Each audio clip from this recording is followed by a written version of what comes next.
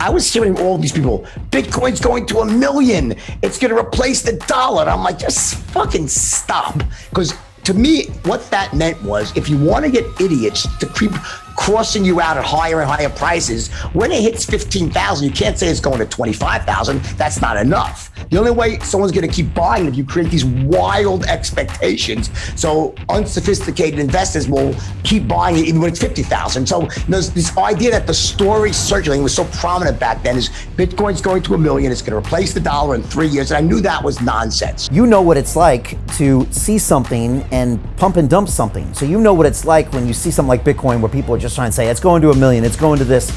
So you can see the flaws in that logic. You can also see how government typically regulates things in the financial markets.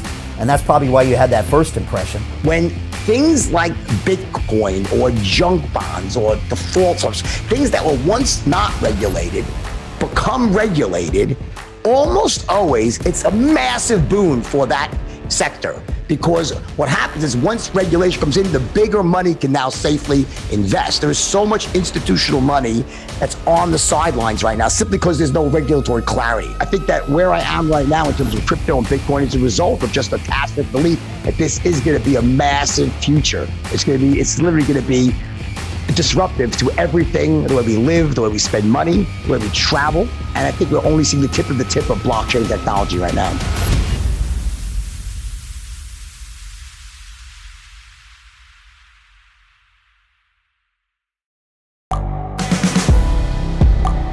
The world is changing. Inspiration is everywhere. It has never been so easy to connect, share, and bring people together. We're learning from others and finding the best in ourselves. Challenging our beliefs.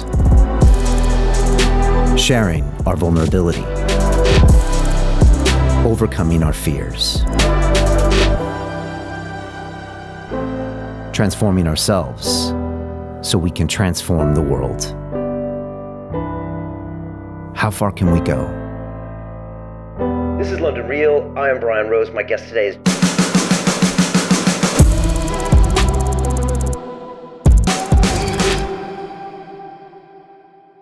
This is London Real. I am Brian Rose. My guest today is Jordan Belfort, aka the Wolf of Wall Street, the former trader, author, business advisor, and now crypto investor, DeFi enthusiast, and NFT creator. Your best-selling autobiography, The Wolf of Wall Street, became a hugely successful Hollywood film starring Leonardo DiCaprio as you, directed by Martin Scorsese and grossing over $400 million at the box office. The movie chronicles your meteoric rise to prominence as a Wall Street stockbroker who at one point employed 1,000 people, overseeing investments of more than $1 billion, but ending with you pleading guilty to securities fraud and spending time in prison. Since your release, you have reinvented yourself as a motivational speaker, business coach, podcaster, and entrepreneur. Most recently, you become an investor in the crypto space and the metaverse while also releasing your own NFTs. You passionately believe cryptocurrency will benefit from large-scale regulation that will help the industry grow bigger and better. Jordan, welcome back to London. Thank you. Honored to be here. I always enjoy it. I love having you here. You were here in studio 3 years ago in 2019. You had me as a guest on the Wolf's Den in April 2020, right after YouTube had banned us and we were fighting for freedom of speech. But you know, Jordan, I checked back on the episodes and in neither case did we talk about crypto, which is weird because for the past year, that's all that you and I have been talking about. We went heavy into the crypto and DeFi space. I've had probably 50 or 70 guests. I created a crypto and DeFi academy, graduated about 1,000 students in 50 countries. And I'm curious, why has the Wolf of Wall Street gone all in on crypto, DeFi, and NFTs? So originally, if you go back to the public statements I made on programs like CNN, CNBC, I was always, even in my most pessimistic times of crypto, I was always very much a believer in blockchain technology. What I was not high on was Bitcoin at 20,000 in 2017. I knew it was ripe for a massive fall, and I was exactly right. The thing crashed and burned, but where I was wrong was typically when something like that crashes and burns, it drops to zero. In this case, it crashed and burned, but still had a $3 billion market cap. And that made me pause and wonder, like, wait a second, I know the market so well. I know how these sorts of speculative assets trade. When they bust, they don't bust out at the 3 billion. They bust out to zero. So there had to be something there. And that was really kind of the first thing that really made me take a much closer look. Now, my thesis for why I hated Bitcoin so much had nothing to do with Bitcoin. In fact, it was because I thought it was so powerful.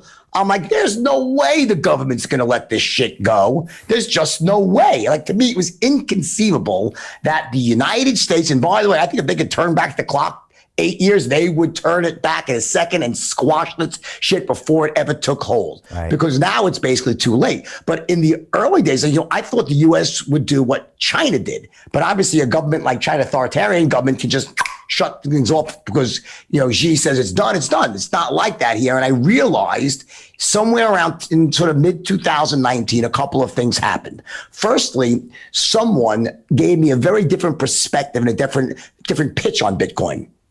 I was hearing all these people, Bitcoin's going to $1 million. It's going to replace the dollar. And I'm like, just fucking stop. Because to me, what that meant was, if you want to get idiots to keep crossing you out at higher and higher prices, when it hits 15,000, you can't say it's going to 25,000. That's not enough. The only way someone's going to keep buying it if you create these wild expectations. So unsophisticated investors will keep buying it even when it's 50,000. So there's this idea that the story circulating was so prominent back then is Bitcoin's going to $1 million. It's going to replace the dollar in 3 years. And I knew that was nonsense.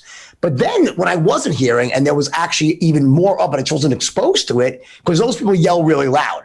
But the people that actually understood Bitcoin were like, stop it. It's never going to, it's not meant to replace the dollar, not anytime soon. But what this is digital gold. It's a store of value. And I got a very sober perspective from someone on Bitcoin, a guy named Robert Beatles, who you might know, he had a podcast, Beatles, right? And we became partners in an app out there. And once I started looking at it from that perspective and doing more research, and I saw people like Elon Musk. Now, it's not because like when people say, oh, Elon bought it, I'm not interested in that part, the hype part. I'm saying it was a bunch of people like that. I saw institutions actually started getting behind it. And I noticed that as the inroads into the mainstream financial system became more and more developed, I was like, there's going to be too much intersection for the government to say, stunned. I started realizing that it's not going to happen. I said, what's going to happen is they're going to heavily regulate Bitcoin versus trying to shut it down. Now, purists will say you could never shut it down, but I don't believe that's true. There was a time when I think they could have made it so undesirable and almost made it illegal. They could have really destroyed it and made it something that was in the fringes and, using for purposes it probably shouldn't be used for. Once it crossed to that point, I noticed the inroads into mainstream financial institutions. I said, it's going to get regulated. And one thing I do know, and I've been around many years, as you know, I'm older than I look, when things like Bitcoin or junk bonds or default swaps, things that were once not regulated, become regulated, almost always it's a massive boon for that sector. Because what happens is once regulation comes in, the bigger money can now safely invest. There's so much institutional money that's on the sidelines right now simply because there's no regulatory clarity. Yeah. Once regulatory clarity really comes in, I think it's going to be amazing. And it will also knock out the shitty motherfuckers who are destroying DeFi and the image of it by releasing these shit coins and doing things that they should not be doing, that they should go to jail for. And that's come from me who went to jail for something like that in my younger days, but I'm a little older and wiser now, okay? But it's giving the industry such a bad name from that, so that stuff's got to stop. Yeah. So that's where I stand right now. No, there's like 5 points there, and I'd love to get into each one because each one, it shows the unique lens, Jordan, that you can bring to this industry because, first of all, you know what it's like to see something and pump and dump something. So you know what it's like when you see something like Bitcoin where people are just trying to say, it's going to $1 million, it's going to this. So you can see the flaws in that logic. You can also see how government typically regulates things in the financial markets. And that's probably why you had that first impression. And then again, most people would not expect you to say, guys, regulation is what we need. But then again, you've seen it from the inside of Wall Street to see how it actually made things, like you said, junk bonds become things that normal corporations would use and pension funds would use. And then finally, I think it's a great thing you talk about the industry because you're watching people basically commit fraud in the open, transparently in front of everyone, and they're not getting anything from it. And that, I could tell, that irritates you, right? Because you said... Oh, it does. It does, yeah. It does. I don't want to cut you off, but you're like hitting me. I'm like, I start to twitch, the fraud, because I'll tell you why. Let's talk about the fraud right now, because I know it bothers you. Sure. And first of all, why does it bother you? And tell me, what does it do to the industry? Why does it bother you so much? As a person that committed securities fraud, right? One thing we did not do was we didn't target young kids with no money and take their last dollars. I'm not saying what I did was right, but we called rich people and someone who was worth a few $1,000,000 or 10, whatever it was, and they lost a few $100,000 and they could recover. It wasn't their last dollar. And that's a fact. And in fact, anyone wants to dispute that, go to my podcast. I have my FBI agent who arrested me. He said that exact thing. No, it's true what you did. So that was one thing. And I felt good about that in a weird way, because even though I was, breaking the law, I was like, well, there's certainly degrees of badness. And it was bad. I don't want to minimize what I did, but it wasn't as bad as taking, late for a last dollar. Different game, okay? Or stripping a young kid or a poor person in some third world country of their last dollars because they think it's, a legitimate coin when it's actually simply been launched and designed to separate people from their money. That's evil, stone cold fucking evil. And just for the record, I never launched a stock that was I never created something to go to zero that was designed to separate people from their money. And you're a very sophisticated guy. You're from Wall Street. Why would Wall Street? Why would I ever take a company public that I thought sucked? Right. I make 1,000 times more by a company that works. So I made more on Steve Madden than all the other ones combined because that one worked the best. You don't make money by taking a shit company public. The problem is it's hard to find great companies. And also you're dealing with entrepreneurs who go down, the wrong path. But what I was doing was manipulating stocks is more esoteric. So that's one thing. Second thing, I wasn't poisoning the image of an industry.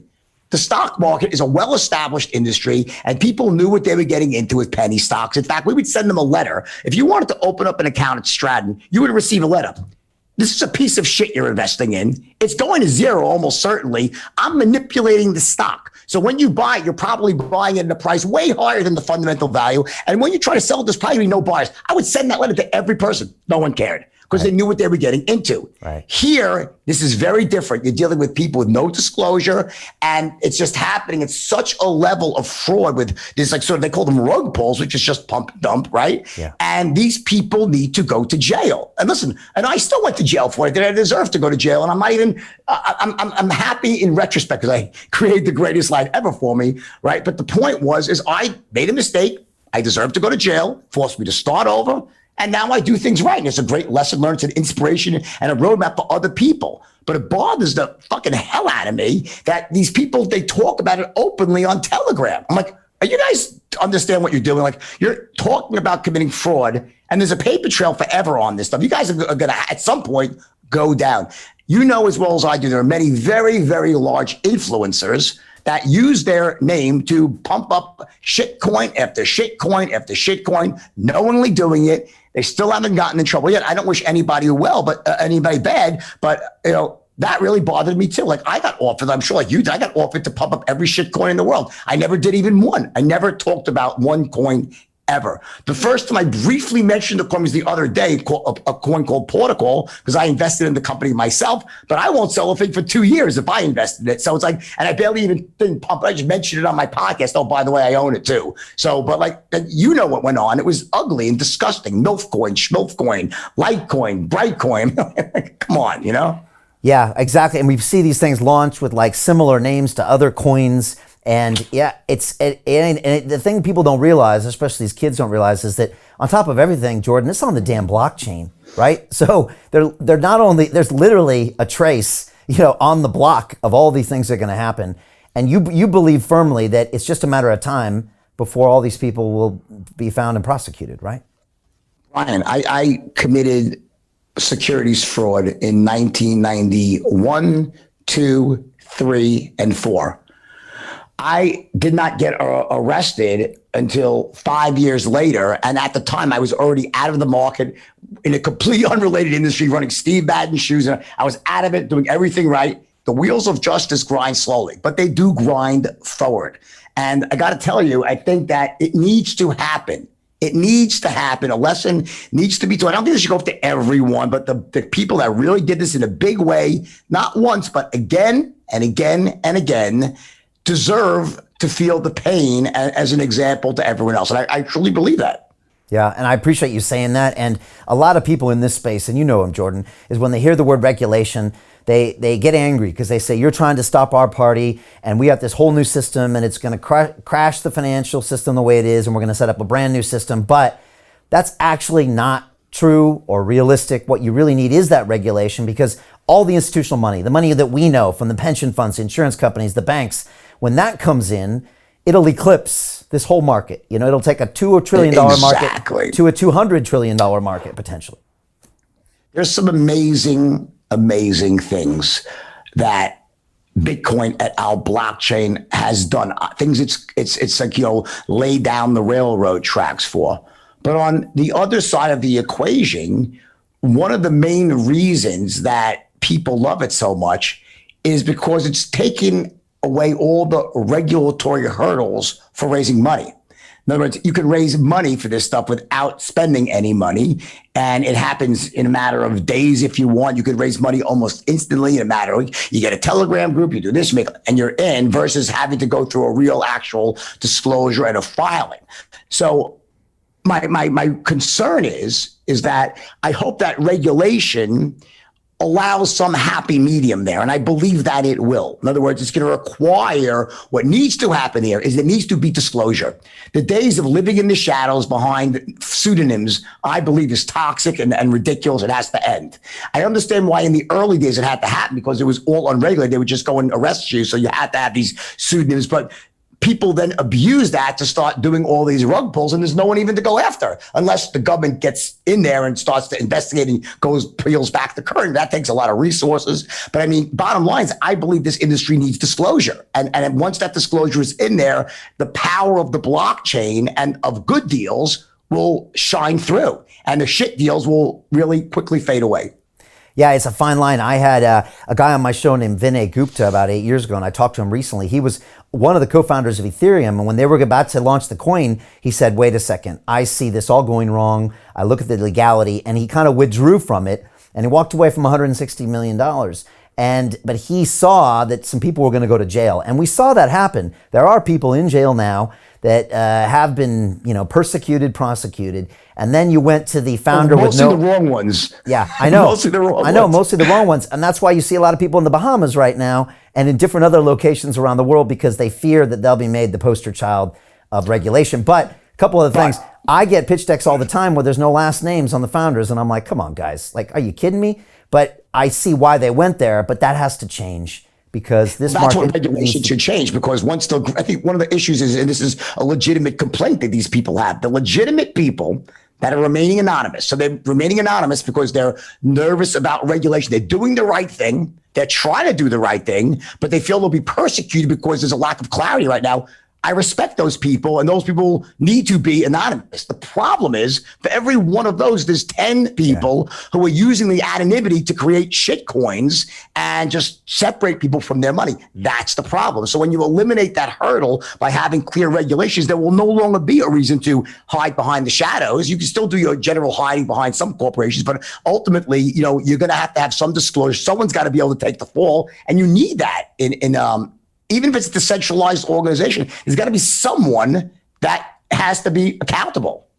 Now, let's go deeper on regulation, because you were always gobsmacked that this market never got regulated, because you felt the sharp end of the stick at regulation. You grew up on Wall Street. I took my Series 7 and my Series 63 exam in 1993, and I got schooled in all the rules and the laws, and you and I both grew up in an environment that was a hangover from, the stock market crash and the depression, where everything was under the microscope. And so when you first saw Bitcoin, I guess you're thinking, there's no way a financial instrument goes unregulated. Now it has gone unregulated. What was your whole view of that? And are you still surprised that the government didn't jump in? One thing to my fault, a mistake I made, I should have looked at Bitcoin more closely. That was a mistake I made. And my knee-jerk reaction was so negative. It was so like, there's no way it's a scam. And remember, also, it was first linked to Silk Road. Yeah. So it wasn't like, and that's how a lot of things start. Like the internet when it first started was it's a use case. It kept it alive, right? The Silk Road kept it alive, right? Right. Of course. And so, but there was this other side of it. There's been many times in the past when people have tried to launch their own currency in the United States, and they all end up in jail. All of them. A guy has this, it's many a WorldCoin, there's many instances in the past. The brilliance of what this coder, whoever he is, what he did, and his remaining anonymous and turning it into this sort of idea bigger than himself was fucking brilliant. But what I felt, my knee jerk was so strong, and I'm like, there's no way it's going to have to get shut down, is that I never bothered to look at the actual fundamentals behind Bitcoin. The scarcity, the way the difficulty adjustments, the way the actual economics of Bitcoin really create over the long term a very stable reserve currency, which is, I think, ultimately what it's going to be, is some sort of global or universal, even when Harry Mudd from Star Trek is one bit of this. So in other words, I really can see over time how this can become a truly universal asset that can be used as a reserve for other things. It solves so many problems that currently exist right now in the central banking system, and as a result of people still being drunk on Keynesian economics and that sort of monetary policy that comes with expanding and contracting the money supply. When in fact, I think a lot of that is just simply, it's almost like it's the effect going before the cause. You know what I'm saying? It's like the solution's creating the problem in many cases. Now, I think at the end of the day, it's going to lie somewhere in the middle. I don't think nation states are going to ever give up their sovereign ability to increase and decrease the money supply. I think it's going to be a long time before that happens. It'll probably take some sort of reset of the entire world financial system.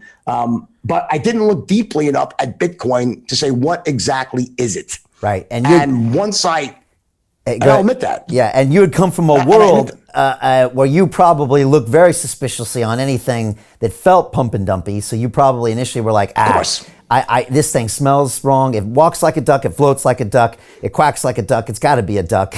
And that's why you originally were negative. It was a duck. Yeah, exactly. It was being used like a duck. So what happened was there was a time when it was being used by people illegitimately. In the like the run up from 2014 to 2017 was a complete bump and dump. It was, and it went all the way back down to 2000 because it was like the first real retail use. Where the retail adoption was a lot of scamming going on, a lot of pumping up, a lot of wash trades. Tether was, I believe, was being printed at times it shouldn't have been printed. There was a lot of things going on that really were illegitimate. And I hated the narrative behind Bitcoin in the years of 2014 to 2017. I thought it was toxic. It was misleading. And I think there was massive fraud and manipulation. But the underlying code, the premise of what Bitcoin is and was is so powerful that it eventually washed all that out as legitimate players started to really see this.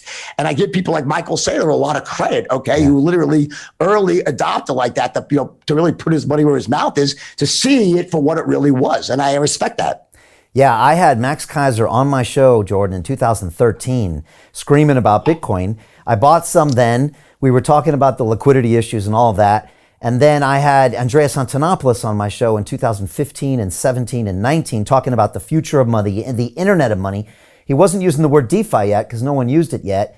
And then we jumped into this space about a year ago. I had Michael Saylor on, and when he called Bitcoin digital property, it clicked for me, Jordan. I don't know what it was. Sometimes someone will say something and you're like, oh, that's what it is.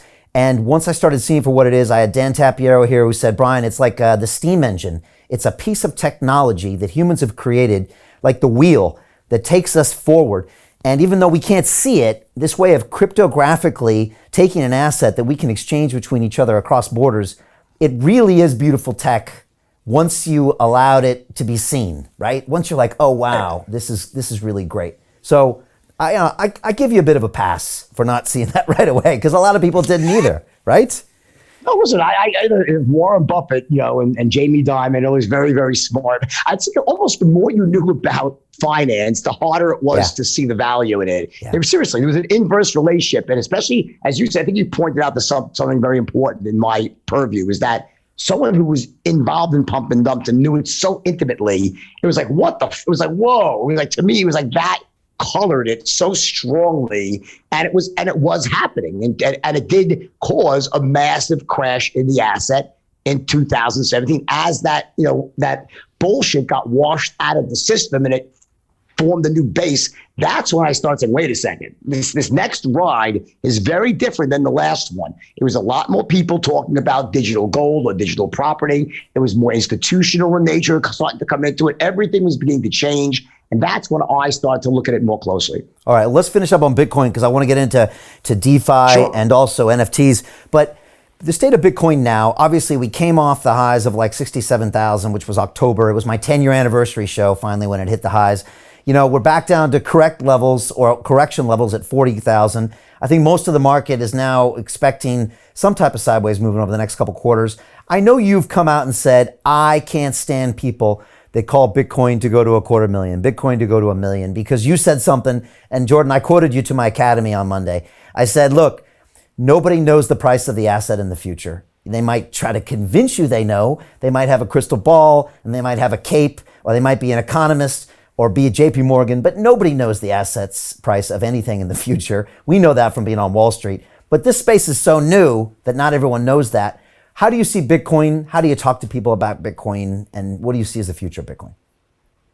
I think Bitcoin's going higher. And I think I said I thought it'd be at 100,000 by the end of last year. I said, but it could also be 10,000. Yeah. I don't know. I think it's going to 100 grand. That's why I'm long. But I think it just as easily be at 20,000 or 10,000. But I certainly think over the next 3 to 5 years it goes substantially higher. Why?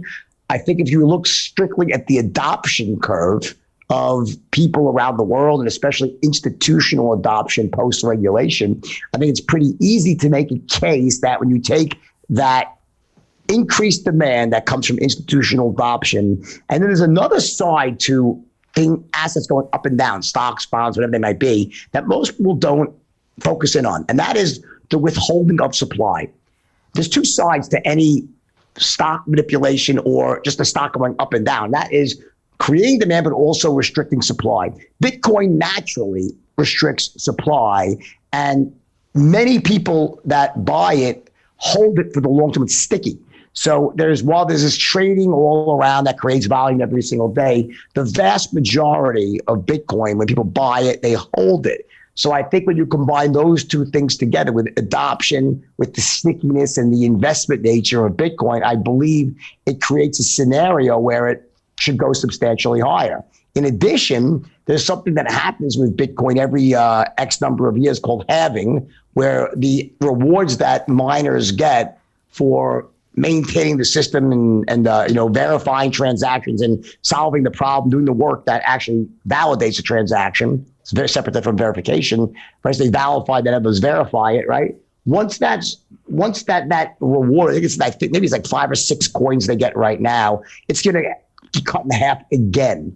If you look back historically at these what they call halvings, they serve as inflationary events for Bitcoin. So I think that in 2024 or 5, when the next halving occurs, I think that's going to also put upward pressure on Bitcoin.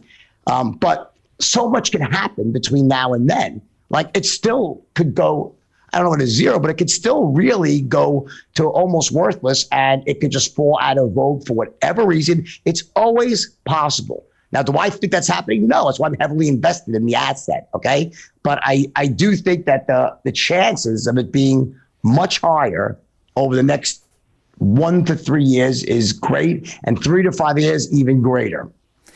Jordan, you just mentioned kind of the volatility inherent in these markets. Have you ever seen an asset so volatile?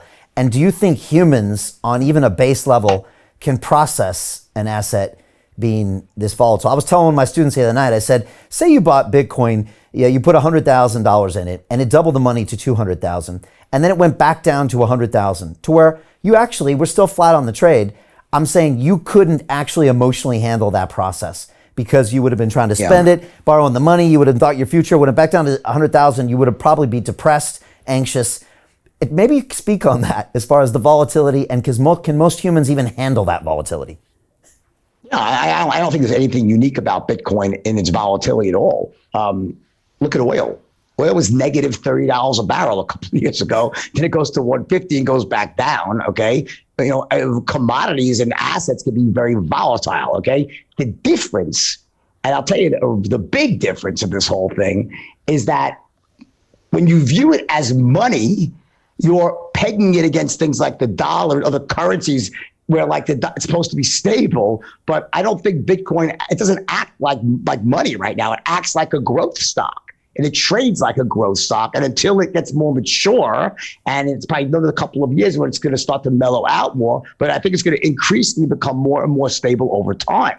In addition, what you have now, which you never had at any point before this, is complete visibility to every single bit of volatility. 25, 30 years ago, we would have stocks that were incredibly volatile, but if you wanted to find out about it, you had to wait till the next day and read about it in the Wall Street Journal. You couldn't track it every second. People could track things every second of every day. Is Bitcoin more volatile than GameStop was? No way. GameStop was far more volatile. It went from like a dollar or two to 500 or 3 or 4 back to. So anything that's being speculated on like that is going to be inherently volatile. It's when you start thinking of it as currency, and compared to the dollar, it's very volatile, but compared to other wildly speculative assets, it's probably right in line with what it should be. Yeah, you mentioned that transparency of information. When I was on Wall Street and when you were, at Stratton, the information asymmetry, as Gary Gensler would say, is the reason we made money. Because on Wall Street, exactly. I was doing derivative trades. I would never ever mention a trade to anybody. So we kept all this information to ourselves. We knew the real price of an asset. The same with you with the penny stocks. And then when the customer would call, you would give them the price of the asset. And it was all right. Exactly. And this the is inside bid versus the real bid. Yeah, this is how Wall Street has made their money for 100 years. It's been that asymmetry of information. Now with the blockchain, like you said, every trade is posted. It's this strange new world. Now, it doesn't mean markets can't be messed with. It doesn't mean that exchanges can't find ways to make money. But that makes it fundamentally different from what Wall Street does. Well, just remember, so like what you just said is exchanges. So when you have, listen, what's happening right now in this first evolution of blockchain is you're having centralized institutions like Coinbase and whatnot. Those are not, that's not crypto. I mean, that's actually the furthest thing. It's all internal transactions they're doing, and they're trading it like they do NASDAQ stocks over illiquid NASDAQ stocks like I did. And they're making mass amounts of money by completely, marking things up, holding things in inventory. I mean, it's just ridiculous the amount of money that's being made because of the lack of transparency. But when you talk about the actual blockchain, DeFi, things like a sushi swap, or when there's, then you have slippage in the middle, which creates money. But it's certainly like in Coinbase, it's like not even, I wouldn't consider that's not even blockchain. Yeah. I try to explain that to my students. They're like, well, Brian, and we're going to talk about DeFi. When I go on Uniswap, because I get my students to use these trades, I got charged this gas fee, but there's no gas on Coinbase. And I just laugh out loud. And I'm like, do you know what these guys are doing over there? They're giving these big bid offer spreads. They're making mad money. It's probably crazier there than the trading floor of Stratton. They're making. Oh yeah, for sure. Oh my God, we are choir boys compared to what's going on now. You're right. And I had Alex Mashinsky of Celsius on here, and he was calling them out, saying, "Yeah, this isn't crypto. This is a stockbroker. Broken crypto is what it is. It's an old school institution." Exactly. That's using nothing to do with crypto. Yeah, do an instrument. And I think people need to be aware of that. Right now, they've got a lot of liquidity. They're making a lot of money, but it isn't the blockchain. That is more where the DeFi space is. And let's talk about that, because you've called the blue chips, I think, Bitcoin and Ethereum, as in the two most stable of the cryptocurrencies. I think you have both. We have both here as well. Can I just get your thoughts on Ethereum, because it'll take us into DeFi. I was at a conference here in London, and Mike Novogratz from Galaxy Digital was there, and he said, look, Bitcoin is digital gold. He said Ethereum is more of a technology play. He said that's more of a tech play is what you're doing, or a financial technology play, and it trades more like a tech stock. How do you see Ethereum, and then how do you see these DeFi markets? Because it's pretty fascinating stuff. So they're very different. Bitcoin and Ethereum, they're very, very different types of assets. I look at Ethereum as almost like the railroad track that's being laid around, the country right now, in the world. allowing the connections from one place to another and for things to be transported on those tracks, so to speak, right? Which is all the different tokens that you can, move along the different rails that Ethereum creates up between computers around the world. Very, very different. I think that there's some fundamental problems with Ethereum right now in terms of, how expensive it is, and it can be sluggish at times, and the entire, proof of work concept going to proof of stake. And I know that they plan on making that move at some point.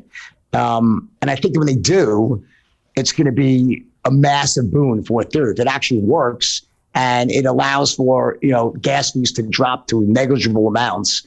I think that you have this massive network effect with Ethereum, that people are building applications on Ethereum.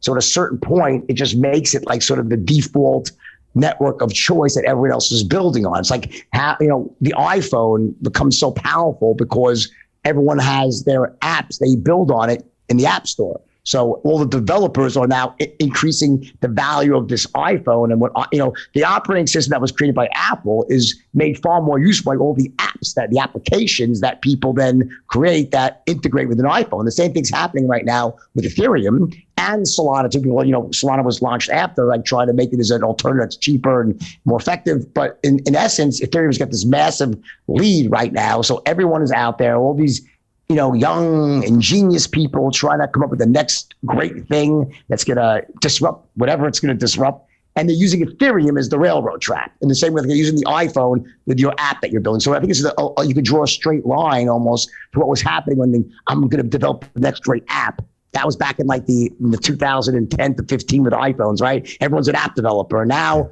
we're talking about DeFi applications with how do I use the Ethereum operating system, so to speak, to develop my application that's going to solve a problem and get rich like that in the crypto world. Yeah, and it's a victim of its own success, because right now the biggest complaint I get from my DeFi Academy students is the gas fees. They're all complaining about the gas.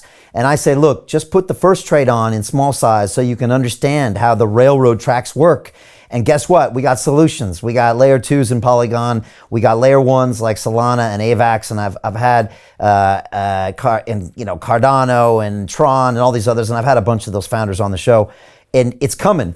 But it empowers this new decentralized finance world. And, Jordan, I think it was last year, May 8th, when I lost the race to be the next mayor of London, I took a look and I thought, what am I going to do next? And I looked at the DeFi summer of 2020. And Jordan, I saw what was going on, and I thought, this reminds me of Bankers Trust in the 1990s, fixed income derivatives, except you don't need a balance sheet, you don't need 20,000 employees, you don't need a direct line to the Fed. You can be 15 guys in Tel Aviv and a dog, or 12 girls in Singapore with a cat, and you can put up Uniswap, and boom, you can have the same volume as Coinbase. And I thought, this is real. The total value locked. I'm telling you, I was like, I'm in on this. So that's what we've been doing the last year. When you see DeFi, whereas like you said, these platforms where you can actually literally see your trades happening and there's not a middleman market maker like at Coinbase. When you see that, what do you see in DeFi and why are you so excited about it? I think those are ingenious applications. And I think that, they're ingenious. It's definitely the future. Certainly for crypto. I believe in a lot more than centralized institutions, being in charge of all the buying and selling. It's almost like a DeFi, let's say a centralized institution in crypto is like shoving a square peg into a round hole. It just doesn't fit. It's like the exact opposite of everything that crypto was intended to be, which was decentralized, right? So take that for what it's worth.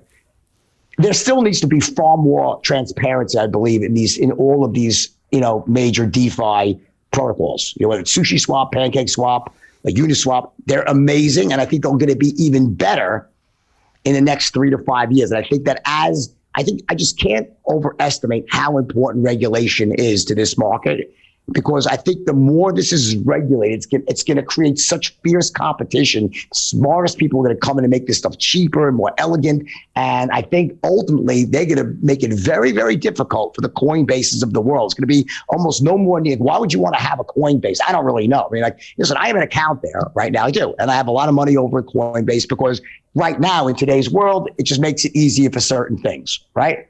But I don't think that's the future of this world. I think the future is in these DeFi applications. And I think they're brilliant. You brought up a great point. 12 people with a cat, and I know that happened in Brooklyn with, I think it was Sushi Swap. I think it was Sushi Swap. That was one of the swaps was there. So Uniswap started there. I know people that were founders of it, and they just, literally, they killed it. They did it with 12 people, and they replaced what was a 20,000 person institution with clever coding. And they're brilliant stuff.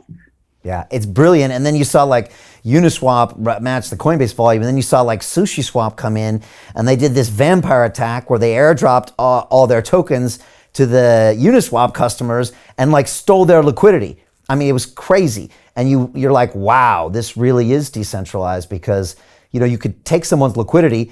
Normally, to take JP Morgan's liquidity would take you 20, 30, 40, 50 years because you couldn't actually steal it with tokens.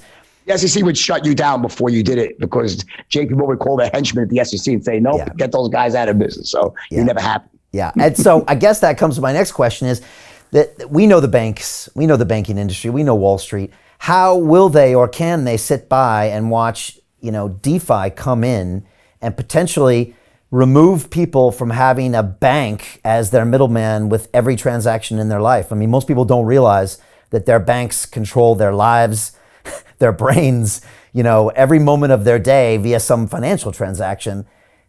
How does that transition happen, or does it?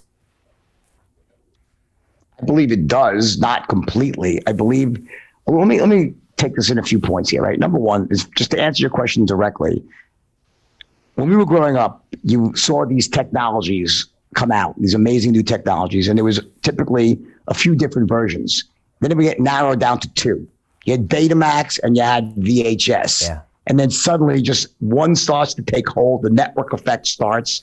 And next thing you know, it's impossible to have two types of technology because everyone's on VHS. So the people don't want to make their stuff, the content for beta. And even though beta was actually a better technology and clearer pictures, VHS won out. We saw the same thing happen with Laserdisc and Blu-ray. Blu-ray won the match. We saw it happen, and many times before that, where you have like you have multiple people in the game, and then one side wins. But then we see other cases where we have two winners. And I guess the best example that I think is going to mirror what's going to happen with DeFi and crypto and the mainstream financial institutions is Apple and Android. Apple represents centralized institutions.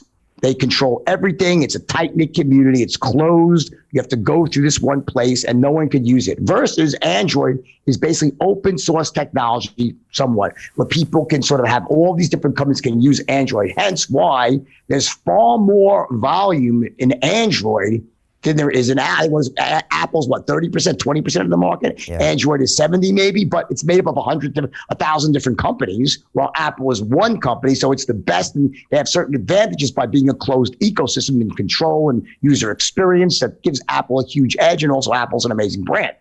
But you notice you have these two independent technologies that run side by side. And now in the early days, if you had an Apple computer, you couldn't run Microsoft programs. And ultimately, they created links to the two over time. And they started to talk to each other, and you can get off and on, and all the on-ramps and off-ramps between Google Play and Apple Store and their, everything that happens with all those ecosystems, right? They start to talk to each other. I think that's what's going to happen with centralized financial institutions and DeFi.